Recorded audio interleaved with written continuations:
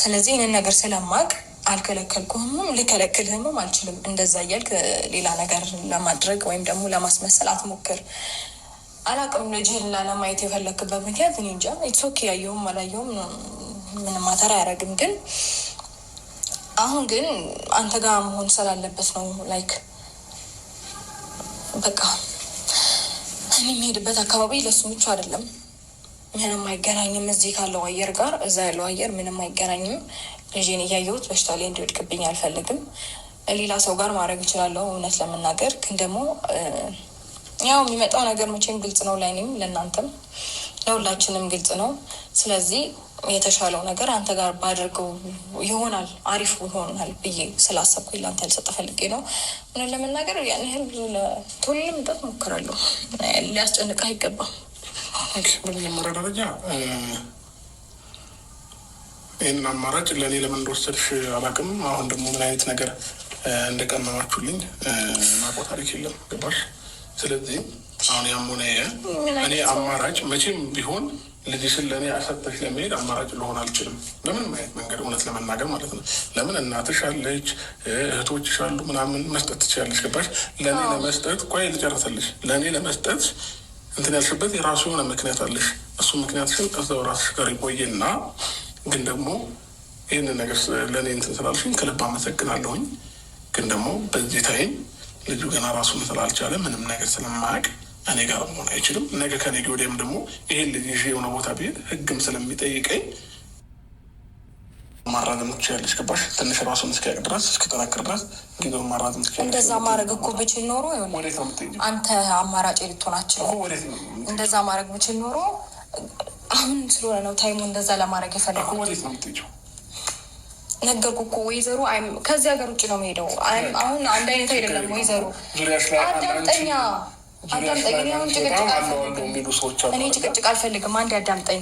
ሲቀጥል ደግሞ ማለት ነው ከዚህ በፊት እናቴ ቤት ይዤው ልሄድ ስል እንዴ ፖሊስ ነው ይዤልሽ የምመጣው የትም ይዘሻት አትሄጂም ልጄን እኮ ብለኸኛል ከሰው ነክ።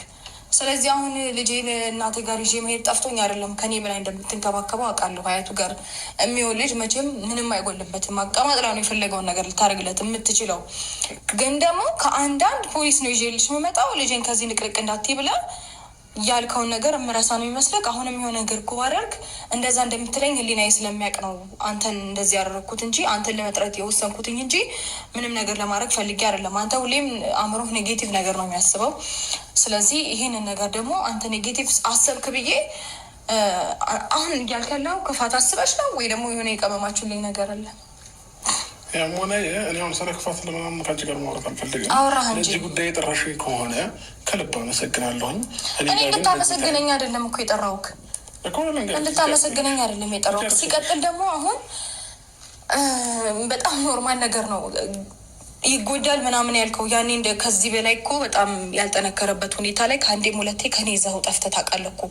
ሰው አሁን ምን ተገኘ ነበር? ያኔ ምናልባት ነገሮችን አላስተውለም አላገናዝብም ነበር ይሆናል። ዛሬ በጣም ሩቅ ጊዜ አይደለም፣ ያን ያህል ሩቅ ጊዜ አይደለም ማለት አሁን ልዩነት አይሆንም። ሩታ ሰሚኛለሽ? አሁን አስተዋልኩኝ አላስተዋልኩኝ ስለነ ልዩነት ሊሆን ይችላል። እኔ ግን አሁን ላይ አልጠነከረም ነበር ያኔ ታስታውሳለህ? ገና ነበረ ኢቭን በፈጣሪ ስም ያኔ ምንም እንትን ያላለ ልጅ አሁን የተሻለ ላይ ነው። አሁን አትሊስት የተሻለ ላይ ነው። በዛን ጊዜ ከአንዴም ሁለቴ እኔ ሳላቅ ስንትና ስንት ጊዜ ይዘው ጭልጥ ብለህ ከርመክ አሁን ደግሞ ልክ አስፈላጊ ነገር ሆኖ ሲገኝና ምናምን የሆነ ነገር ሲፈጠር እኔ ጋር ቢሆን ይጎዳል ምናምን አልክ።